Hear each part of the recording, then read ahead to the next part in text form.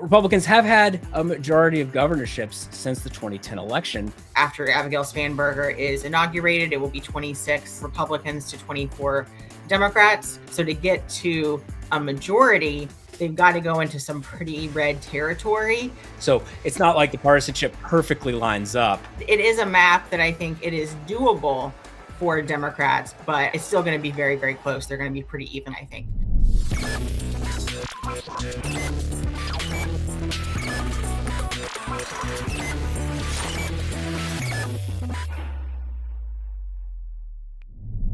Welcome to the Decision Desk HQ Podcast. I'm your host, Geoffrey Skelley, the Chief Elections Analyst here at DDHQ.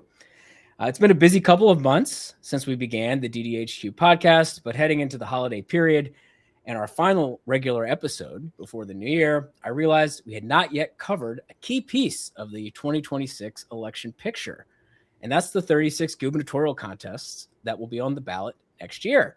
These state executives obviously hold a great deal of power and influence, so who wins the office across each state is very important. And with that in mind, we'll close out 2025 by looking at the gubernatorial picture and the key races to watch next year. And to help me do that, I'm very thrilled to be joined by Jessica Taylor from the Cook Political Report with Amy Walter. Jessica is the Senate and Governor's editor for Cook Political Report, so she's obviously the perfect person to chat with about all the gubernatorial action happening in 2026. She's also a senior author for the Almanac of American Politics, which for more than 50 years has served as the quote-unquote Bible of American politics, to use the George Will quote that we always use when referring to it.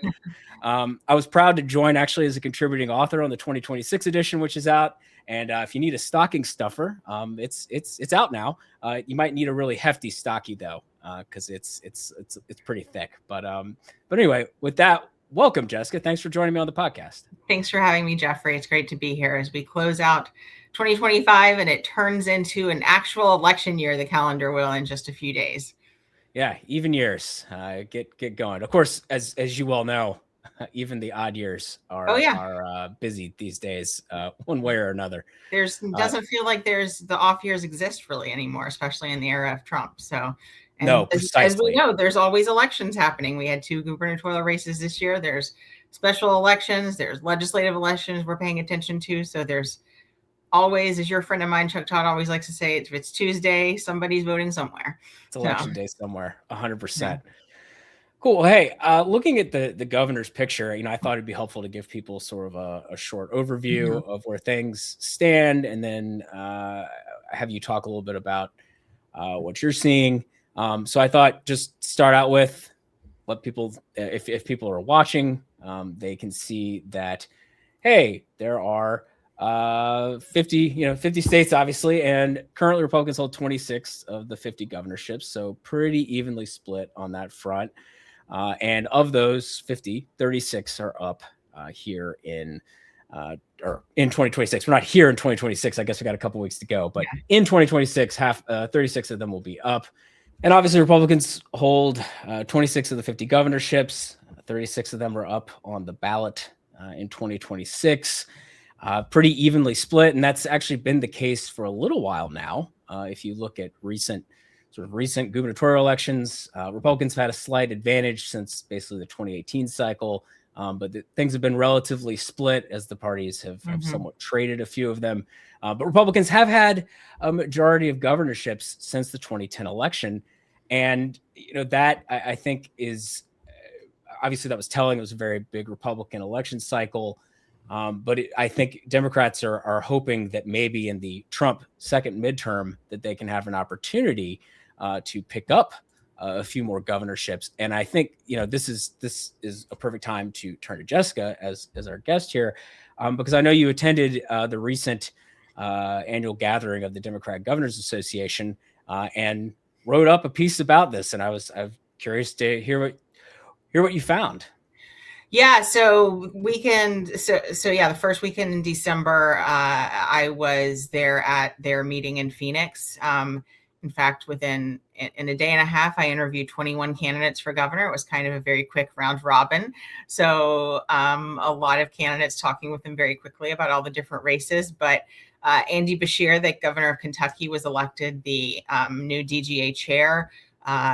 Gretchen Whitmer, term limited, along with Beshear, of course. So Democrats are very optimistic that as you mentioned, since that first disastrous Obama midterm cycle, they have not had a majority of the governorships. With Virginia flipping back to Democratic hands this year, they're as close as they've ever been. After Abigail Spanberger is inaugurated, it will be 26 Republicans to 24 Democrats. If we look at where our ratings are at Cook, there are 3 seats that Democrats are defending in our toss-up column. There are 2 in the Republican toss-up column. So let's say that they hold all of those seats, they flip back Georgia and Nevada. The complicating factor here, though, is Kansas, which is held by the outgoing DGA chair, Laura Kelly. We rate that one, though, as even though it's held by a Democrat, that Republicans have the advantage there. So if they lose that one, and if they defend those 3 seats, they flip back those 2, they're still just at 25-25, so evenly split. So to get to a majority, they've got to go into some pretty red territory. I think the most likely place where they could, and these are races we're going to be reevaluating our ratings in the beginning of the new year. Iowa is one they're very bullish on. Ohio, perhaps. So I think those are 2 states that I'm most interested in, pretty red territory, where I think Democrats have some unique candidates that I was able to meet with Rob Sand in Iowa and Amy Acton in Ohio. But, they still have to kind of watch. There's some seats sort of on the bubble in, I think, and that we have in likely Democrat, like Maine, because that looks like it's going to be a 3-way race. You have a former Republican there running, Rick Bennett. So, I think New York, they're feeling a lot better about some of these. Minnesota, Tim Walz going for a 3rd term. There's the kind of scandal there with Somali businesses and things. So there's Democrats still have to kind of watch their left flank there a little bit, but it is a map that I think it is doable for Democrats, but I don't think it's still going to be very, very close. They're going to be pretty evenly, I think, in the end. Yeah. And I guess that sort of speaks to the fact that, look, you can have a Laura Kelly win in a place like Kansas on occasion. It helps to face a Republican like Chris Kobach, who is particularly divisive or maybe, somewhat weak by comparison to a lot of other Republican candidates. And you managed to win in a favorable cycle back in 2018. And you have an Andy Beshear, obviously, who managed to win in a place like Kentucky, and you'll have like a Republican like Phil Scott managed to win Vermont, for instance. So it's not like the partisanship perfectly lines up. I mean, that's what I do like about covering these governors races, is because they are sort of the last bastion of less partisanship in a way. I like to say, given that I cover the Senate as well, I mean, we've had a lot of governors try to run for Senate. I think if Beshear were to run for Senate next year, which I don't think he's going to do at all, he would lose that Senate seat, even though he's been elected governor twice in Kentucky now. Same thing happened with Larry Hogan last year. My home state of Tennessee, I always like to use the example. My Republican parents were really big fans of Phil Bredesen and voted for him twice as governor. But when I asked my dad if he was going to vote for Bredesen when he ran for Senate in 2018, he said, no, I don't want to make Chuck Schumer majority leader. So, I think even though we're talking about this in terms of who has the most governors, there's no prize for having the most governors, really. There's no, we have the majority in Washington. So I think that's why candidates matter a lot more in these races. And as you just outlined, how you can have a Phil Scott winning repeatedly in Vermont. And they can also break with their party more too. Exactly. And so, yeah, obviously we see the partisanship line up a fair amount. Blue states are more likely to have Democratic governors, red states are more likely to have Republican ones. But you do get these cases where particularly, you could say a high quality candidate or someone who's quite impressive manages to overcome the partisan lean of their state, or there's a combination of factors like a really good election cycle for their party, scandal for the other party's outgoing administration or something. And just, a combination of factors ends up giving the minority party in that state an opportunity to govern. Bashir's case, he's had Republican majorities in the state legislature, and they only need a majority to veto him. So, and obviously that's where every state's sort of particularities come into play.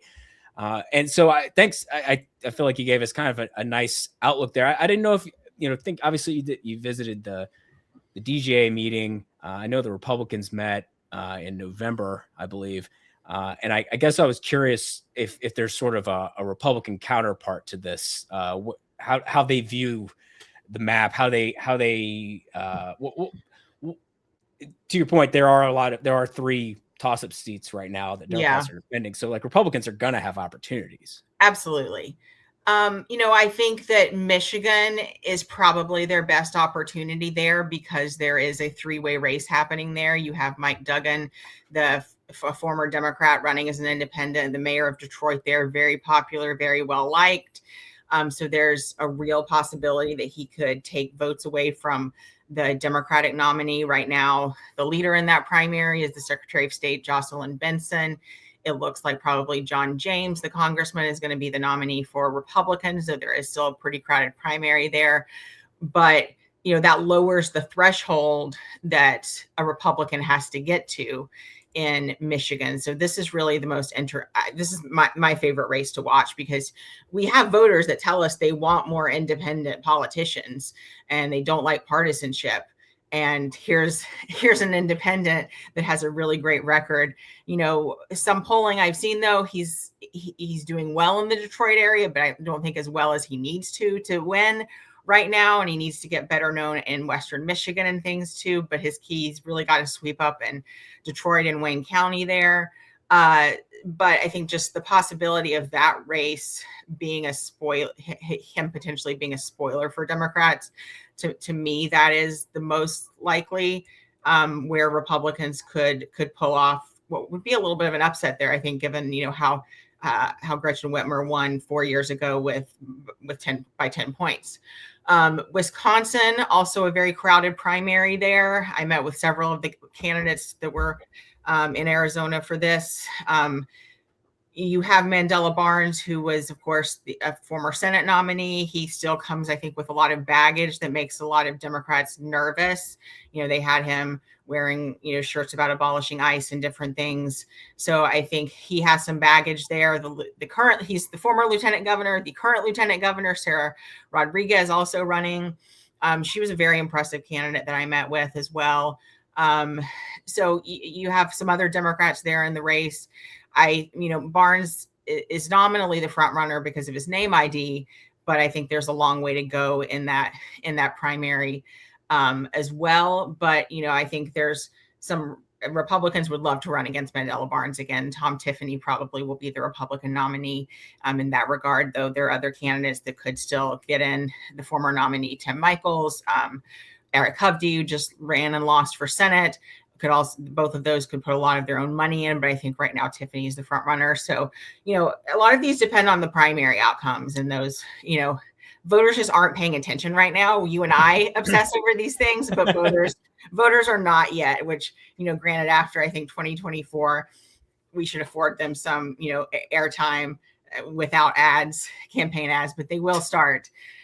Those are both open seats. Arizona, Katie Hobbs is the most endangered incumbent running, but it looks like she could very well benefit from a very favorable primary outcome once again. Because I think if Karen Taylor Robson had been the nominee in 2022, she would be governor right now and not Katie Hobbs, but instead she faced Carrie Lake. So Robson looked like she was going to win the primary, nominally had Trump's endorsement, but then Andy Biggs decides to get in. Trump does his double endorsement of them. David Schweikert's now in, but I actually think that Schweikert is hurting Robson there really more so and could enable Biggs to win. So Katie Hobbs could end up pulling off a lucky primary victory there as well. So it's not these races aren't easy for Democrats by any means, but you look at where the political environment is, though, and those are all things that should still benefit Democrats in these races. Right. And with Andy Biggs, member of the Freedom Caucus, obviously seen as very conservative, would would in some ways not be that different from Carrie Lake, I guess, in terms of, appeal, right? Obviously, Carrie Lake was very close to Donald Trump, now serves in the administration. And that actually leads me, I guess, the other one we haven't mentioned, and I should mention that if you're watching, we've had the map up with Cook's ratings for a minute, but we've been running through the toss-up races here and talking first about the ones Republicans held, Democrats held.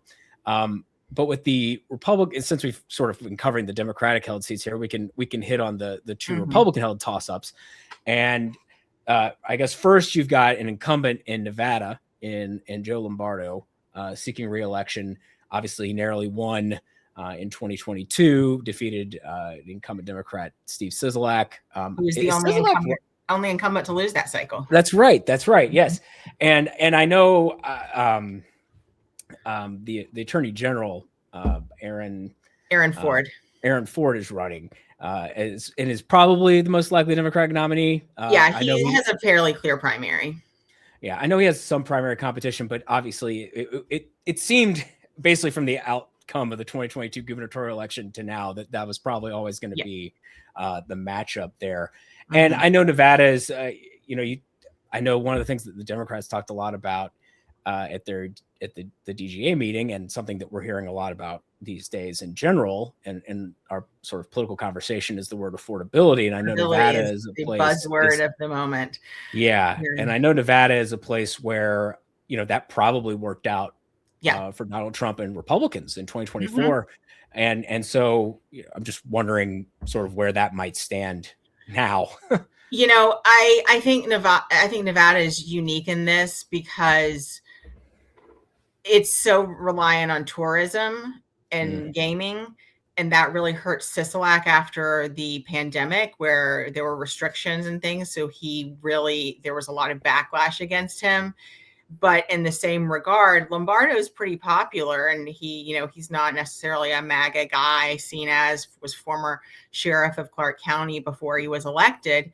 But if you are having trouble paying your rent or your mortgage or affording groceries, you're probably not going to be or you probably shouldn't take a trip to Las Vegas to gamble, or to Reno and things. So I think gaming has been hit still hard there. There's a major housing crisis in the state there as well. So I think this is really a key place where, again, we see in just how one short year things can turn around, that Trump was able to flip the state for the first time since George W. Bush was president into his column. But that now I think the state looks very different for Republicans, and it is really hard. This is where I can see the national environment making a really big difference in Nevada there. Right. I mean that, and so actually that another Sunbelt state, but on the other side of the country, is the other Republican held toss up, and that's an open seat, and that's Georgia, where Brian Kemp is term limited, the Republican governor there. And it's to me, you have actually in a lot of ways maybe the most interesting sort of primaries on both sides. I don't know. It's just they both feel. I mean, Burt Jones, we can start with the Republicans, maybe, is the lieutenant governor, and he has Trump's endorsement. However, he has some pretty major opposition. Yeah, so you have the infamous current Secretary of State Brad Raffensperger, who very much had Trump's ire in the aftermath of 2020. There, you have the Attorney General running there as well. So, but I think Jones is the favorite, certainly. Because of that, though, we have seen some recent ad spending there starting against him from super PACs and things. But to me, it's who runs for the Democrats, too, because even though they've been successful in the Senate races, it's been quite a while since they've had a Democratic governor. Keisha Lance Bottoms, I think, starts as the favorite because she is so well known as former mayor of Atlanta. But she has a lot of baggage from her time there. They're going to point toward crime statistics, the 2020, everything that happened in the city during that, her time in the Biden administration. Then you have another former lieutenant governor in Jeff Duncan, who was the Republican lieutenant governor who stood up against Trump and didn't run for re-election. In fact, he was going to lose that primary to Jones, so he decided not to run again in 2022. He became a Kamala Harris surrogate. Even spoke at the DNC. He was one of the candidates I met with. I mean, his argument is that, listen, if anyone can win disaffected Republicans over, it's me. So he's making sort of an electability argument there. But there's still Democratic primary voters are far more progressive than the electorate as a whole are going to be. I think there's still a lot of skepticism in Democratic circles about Duncan. He also helped push through that heartbeat bill. That was very controversial in Georgia. So I think and the primary is heavily African-American too, which benefits bottoms. There's two other Black candidates in the race though too. Michael Thurmond, who's the former state labor commissioner. And then you have Jason Estevez, a state senator. He's been endorsed by Jason Carter, Jimmy Carter's grandson. He's someone, he has a more moderate profile. He's a former teacher. He's someone that Republicans feel like might be the strongest candidate, but whether Democrats actually nominate him, I think is a real question. So there's a long way to go in this primary. And I think probably at least the Democratic primary will go to a runoff too. Yeah. And that's a good thing to note is that like a number of southern states, Georgia, you have to win a majority in the primary to win the nomination. If you don't, there's a runoff, which can create some unpredictability, especially if it's a crowded race and there's multiple candidates. There are more than two candidates who seem like they could make the runoff. Then you really do have a lot of uncertainty. Yeah, it seems like with the three candidates on the Republican side, especially with Jones, unless his support completely collapses, I think that with Raffensperger and Chris Carr both kind of having that anti-Jones lane, I think they kind of cut from the same cloth. So I think that's still going to help Jones too, where I think he has more of a likelihood of avoiding a primary. But on the Democratic side, it still could be a very, very real thing. And so turning to sort of the lean category, where I think you've got two Republican held seats, one Democratic held seat and one Republican, but both are leaning Republican. I should say. You have Kansas, where Laura Kelly, the Democrat governor, managed to win there in 2018 and narrowly won re-election in 2022, even though Kansas is very much a Republican-leaning state. She's term limited. She's heading out of office.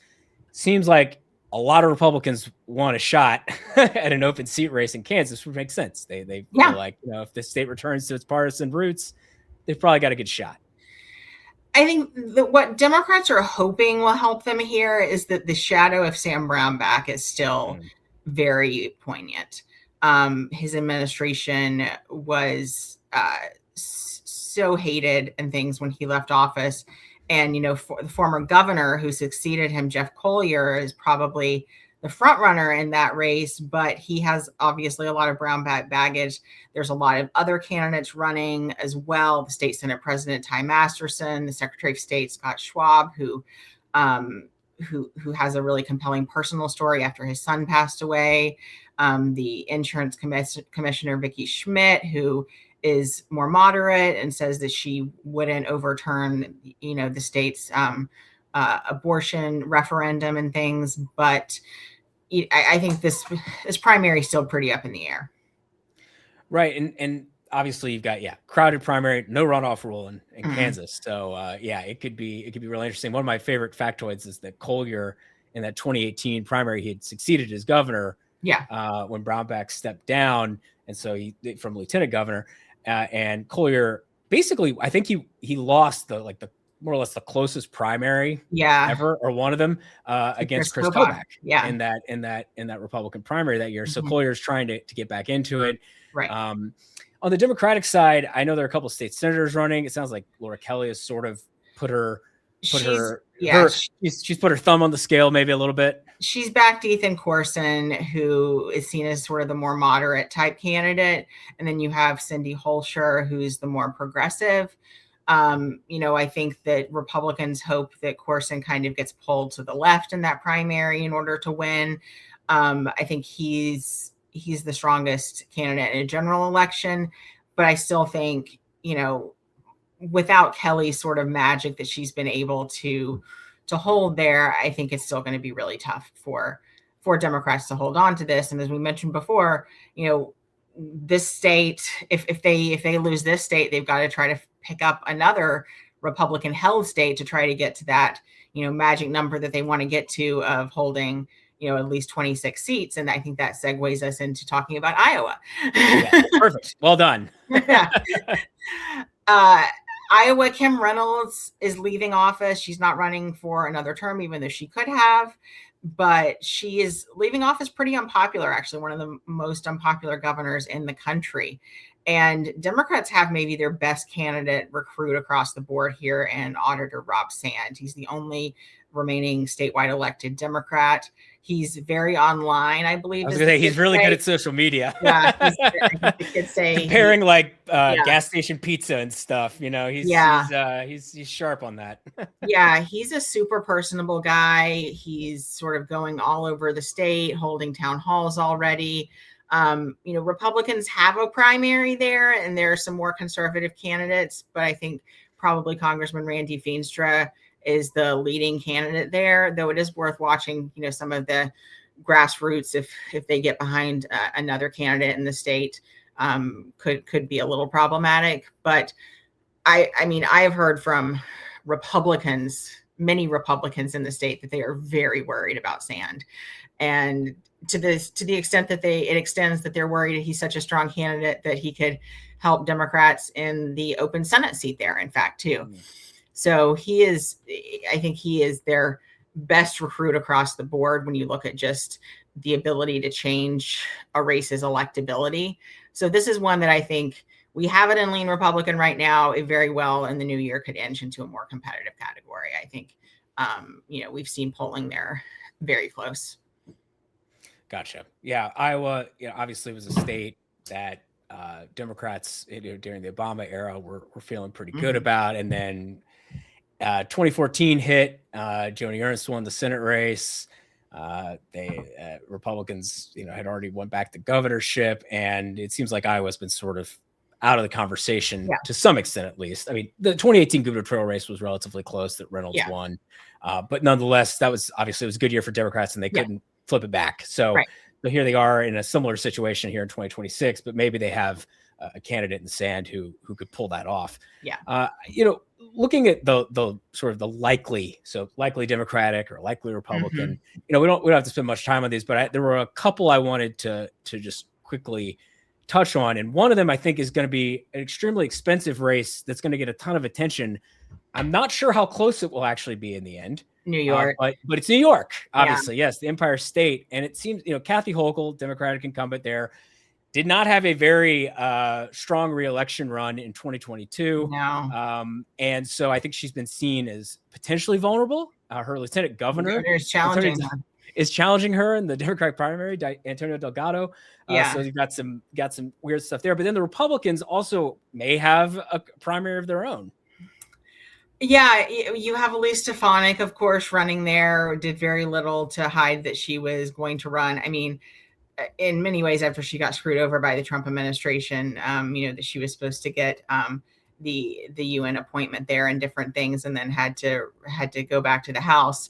So I think she's running an aggressive campaign, certainly in the media. And I think you're right. This is a state that's going to maybe have a lot of sound and fury and signify nothing, maybe.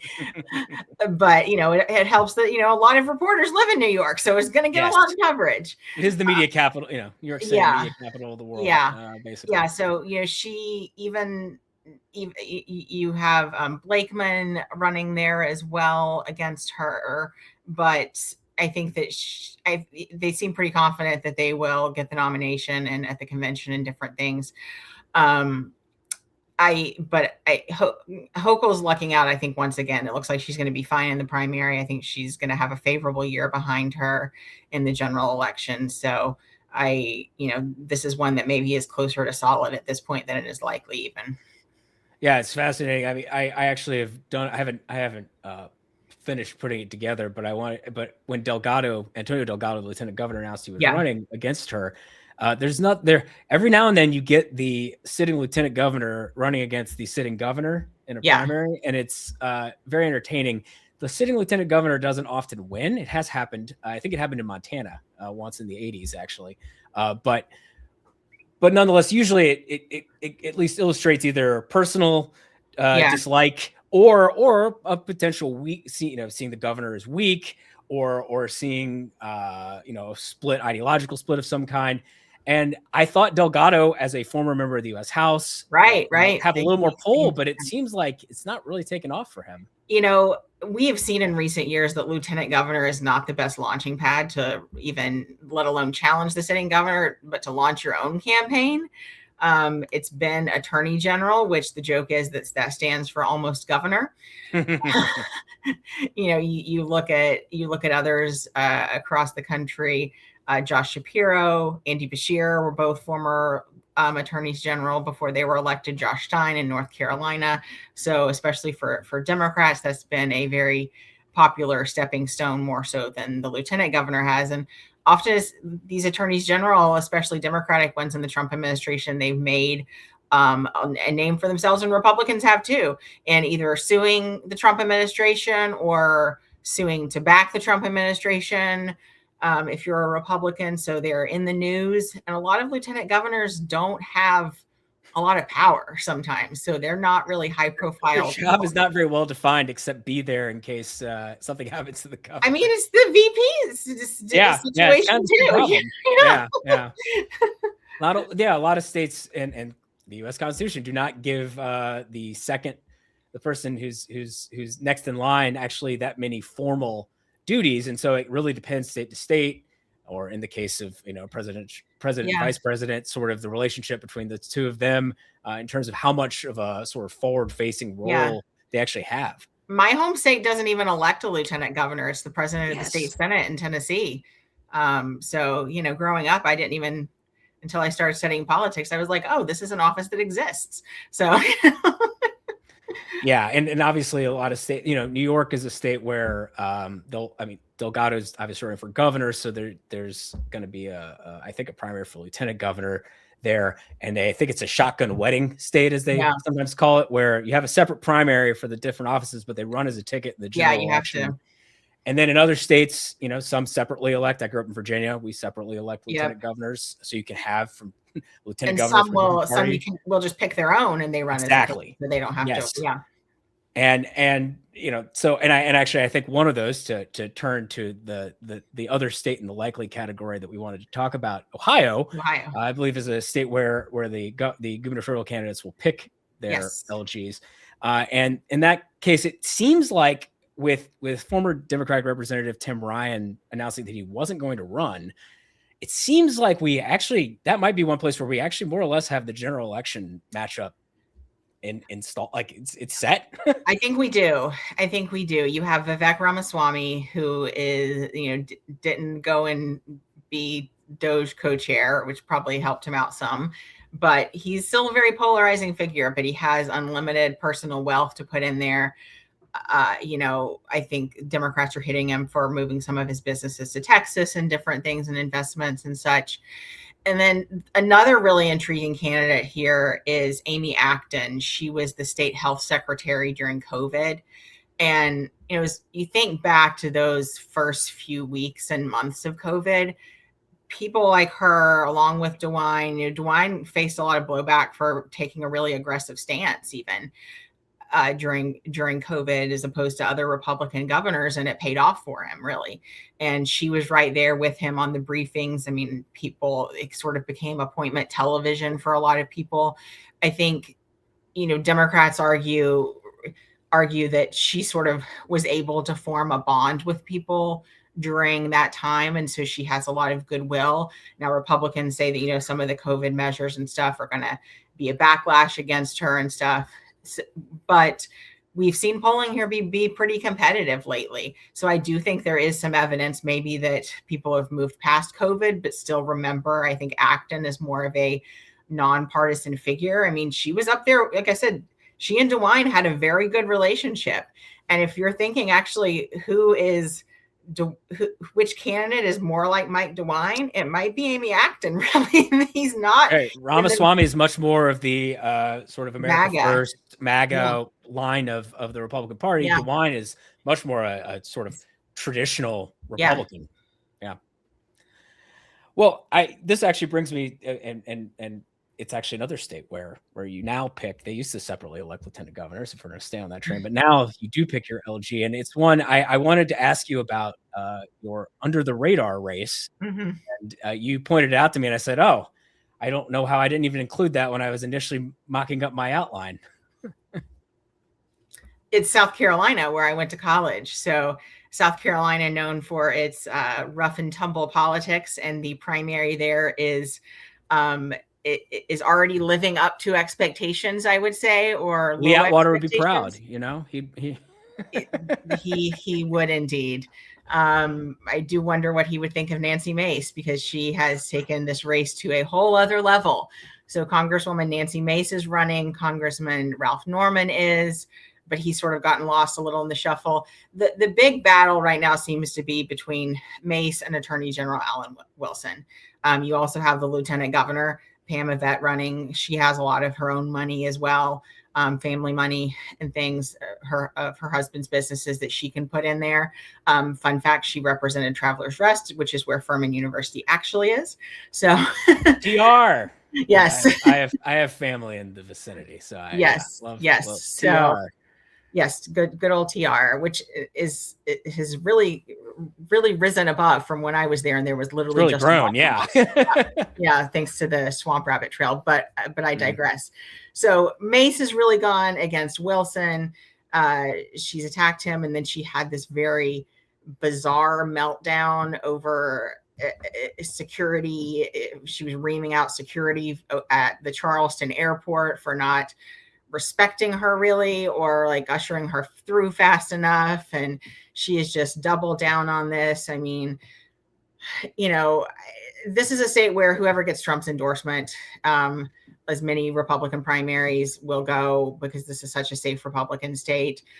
But I think there's also a question, has Mace endangered getting that, because she actually continued to push for the release of the Epstein files and signed on to that discharge petition. So that's gotten some friction between her and the White House. Alan Wilson, he is the son of another Congressman, Joe Wilson, and Wilson's sort of been waiting, again, we say almost governor in that AG spot for a while. He kind of had a little bit of a moment in the spotlight a few years ago with the Alex Murdaugh trial and things. So he's been a pretty high profile attorney general as well.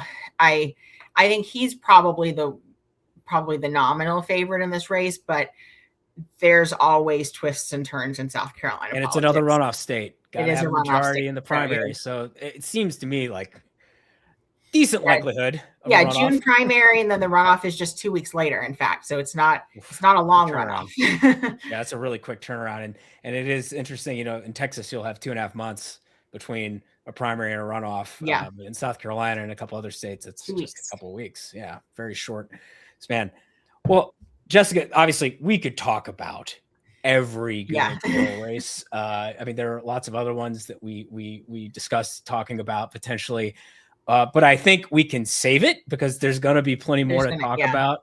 And I'd love to have you back on. We can dig into it a little bit more. We'll have some nominees maybe for some of them. Voters will start voting in a few short months. Yes, we start with Texas in March and North Carolina, and then we really get going. North Carolina doesn't have a gubernatorial race, but Texas does, and we'll get going. But I really thank you so much for your expertise and knowledge on this. It's been great. I'm sure the listeners and viewers have loved hearing all of it. There's as always, there's just too much to talk about with these. But this is a nice overview as we end 2025 to look ahead to the key gubernatorial races of 2026, and knowing that, midterms are the big governor's year. It's when 36 states hold gubernatorial elections. So most states are having pick their next governors in midterm years, and that's what we're going to have. So Yeah, you can read all our coverage at cookpolitical.com. My colleague Matthew Klein also covers governors with me, so follow him. I'm on X at Jessica Taylor. He's at Matt Klein Online. So follow him. He's doing some great work too. So I'll shout out him. He's covered a lot of these races along with me. Yeah, no, Cook Political Report, great. Love Dave Wasserman. I've known him for a long time. Aaron Covey, everybody, they're just great. So definitely check out their work there. I've been Geoffrey Skelley, the Chief Elections Analyst here at DDHQ. Jessica Taylor, the Senior Senators and Governors Editor at Cook Political Report. Thank you again for coming on the show. Thanks for having me. It's been a lot of fun.